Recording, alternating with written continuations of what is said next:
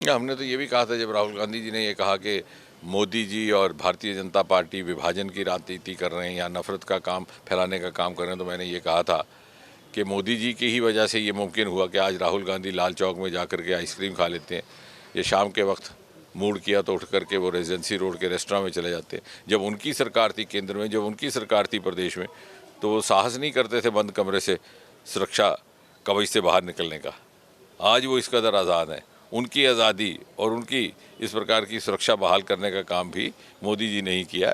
और आज तथ्य तर्क तुलना का ज़माना है। मुझे लगता है क्या उन्होंने कहा उसका कोई अर्थ नहीं, जो लोग समझ रहे हैं वो सत्य है। कदापि नहीं, बल्कि ये अपनी ही भिन्न बनाओ और अपनी ही कॉन्ट्रडिक्शंस में खुद ही खो जाएंगे। हमने तो ये भी कहा था जब राहुल गांधी जी ने ये कहा कि मोदी जी और भारतीय जनता पार्टी विभाजन की राजनीति कर रहे हैं या नफरत का काम फैलाने का काम कर रहे हैं, तो मैंने ये कहा था कि मोदी जी की ही वजह से ये मुमकिन हुआ कि आज राहुल गांधी लाल चौक में जाकर के आइसक्रीम खा लेते हैं। ये शाम के वक्त मूड किया तो उठ करके वो रेजेंसी रोड के रेस्टोरेंट में चले जाते हैं। जब उनकी सरकार थी केंद्र में, जब उनकी सरकार थी प्रदेश में, तो वो साहस नहीं करते थे बंद कमरे से सुरक्षा कवच से बाहर निकलने का।